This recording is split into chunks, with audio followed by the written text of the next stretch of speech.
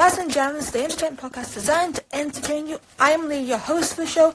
Today, Leigh continues to jazz things up as the Doctor Who hype continues once again, as I'll be talking about a certain plot point scene in the Doctor Who Series 2 trailer, the BBC One version, and you Din Grogu fans will be excited as I'll be discussing the Sigourney Weaver interview regarding the man, the legend, Din Grogu, and I'm really excited for that. RIP to the legendary Sam Shebeka, aka Dora Malva, miss you. Let's talk Doctor Who Series 2. The Robot Revolution is basically about nurse Belinda Chandra, who has a day at work helping people out. She's taken away by a group of robots, and the trailer shows that they need her for something. And the Doctor takes a big interest as he's the man who often sees a good mystery. My main question is why the robots are using humans. It doesn't make sense. The humans seem to be fighting something.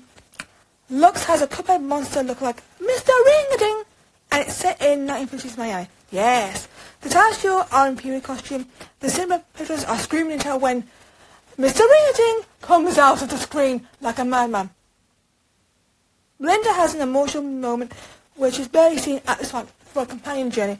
The only other companion to do so is of course Donna Noble in Fires of Pompeii. The world is looking to be one of the scariest episodes this year, and this is the one that strictly comes down to 21 champion and history maker Rose A.S. Not episode 1, by the way. It's episode 3. The guys are wearing diving gear, and it's different to what we saw in Finale when Bill and the Doctor went on a little trip under the river to see that monster. This is more modern, futuristic way, and they're diving into an underwater base from what we see. Lucky Day is the one with Minnie Gibson, and not much, but what we do know is an alien breaks into the unit and a glimpse of Jonah Howard King, who plays Comrade Clark, and like me, hosts the podcast. Ring-a-ding. The story and the engine is set in Nigeria, home of writer Inya Elms. Could be an Anansi type villain based on Mr. Spider, and what I am hearing about this is it's looking very interesting. A barber's missing men at a house on Mr. Spider himself. The Doctor goes into costume on his own. Yes, on his own, my friends. And it really happens, with the exception of Matt Smith in 2011 when he dressed up in Germany in 1938. The Doctor's dying there, and he wears his signature top hat and tails with his white bow tie. Handsome man. Plus, the non-white writing and directing duo is happening, so it's hitting the right boxes for me. The Interstellar Song Contest is the Eurovision-themed episode.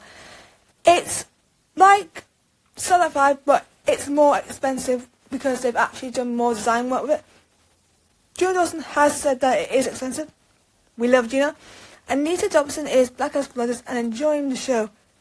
Or is she? Ryan Clark and a cat-like creature are hosting, and there's various acts. What past duties are we going to get? Kate Miller-Heidke style when she's in the air and she's just swaying around singing Zero Gravity.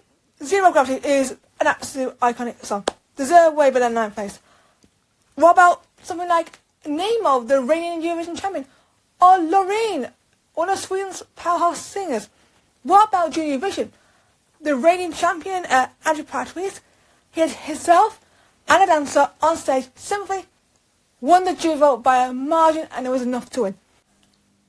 Andrea won Georgia its fourth win at Eurovision. History makers, well done.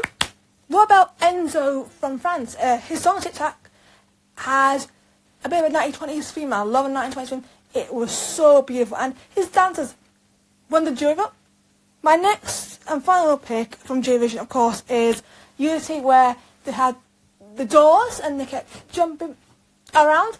Well, not jumping, they came out of the doors and like, you are my best friend in every distance. Let us sing, let us shine. We will, I'm going on about Eurovision. So let's quickly move on. We have upset Belinda, poor girl. She deserves more therapy, thank you. Wishing well and the reality war is going to mess with us. Timeline's wrecked, the Doctor in a suit. What's the deal with the henchman? And Bonnie Langford's back as Melanie Bosch. This looks exciting and it's more darker. I think the budget is definitely big because of these fantastic designs. I think Shuey and Violet can do it if they get the right material, the right chemistry. I think this could elevate the series by a mile. It's going to be down to what happens and how they deliver, writing-wise and plot-wise. Din Grogu time! Yes! Din. You know this Din Grogu then will be going on about him a lot, and of course he'll be back next year, 2026, with his father, the legendary Din Djarin. I always like to call him one of the heroes of Mandalore, the King. Sigourney Weaver is going to be in the Mandalorian and Grogu film, and she did an interview where she talks about Din Grogu, and I'm going to explain an extract, if you will. I get to have scenes with a little Grogu, which is probably why I did the movie, and he's a little badass. It's going to be wonderful for people to see what Grogu is up to now, because he's grown up a little bit and is capable of much more maybe than we think just watching the series. Let's simplify this. We fans know Grogu is a badass, especially in The Return where he did a lot of stuff, and similar in The Mines of Mandalore. Still one of my personal favourites. I can't stop going on about it. Missed that episode so much. The trailer from D23 saw him being a hero, and this is the Grogu I want to see. I've heard him like this, and it's one of the reasons why I love Series 3 so much. Grogu wasn't damseled, and that's actually a good thing, guys. Grogu has grown, and it's great to see it happen. And people might not want it, but I personally feel Grogu needs to grow, otherwise it might not work. Grogu needs to evolve. Same thing I find on about with Doctor. I mean, I love the show, but can we get rid of the generic stuff, please? Thank you. It excites me that Grogu is going to do out things and still keep his trademark cuteness. Finally, the fact that we're going to see Grogu be more capable than who he was in the TV series shows that they're making Grogu a great deal, and I'd rather have that than relying on the cute factor, which he excels, and why I fell in love with Grogu in the first place. He could have a Yasmin Khan arc, which isn't bad at all. It's amazing, and I love Yas. Similarly, with the similarities with, of course, Belinda Chandra, of course, which I previously mentioned a few minutes ago, and another one of my personal favourites, Clara Russell. Yeah. Not a bad thing. Grogu could benefit from the Yaz similarities, and I would be happy with that. Same with my boy 15, but we'll get to that in my Doctor Who stuff. Definitely excited, but don't worry, the Grogu hype ain't over, and there'll be more of it. And when I mean there'll be more of it, I probably will be going on about him a lot because he's my little baby. Team Grogu here.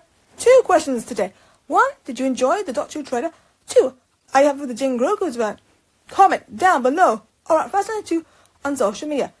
Doctor Who Viva continues next episode as Leigh looks back at 20 years of revival Who with some positivity and anecdotes. Thank you for listening. Keep the hype going on, and I'll see you in the next episode. Goodbye, everyone. Thank you for listening to the podcast. Subscribe to Phasma and Jarins and stay tuned for more podcasts. See ya.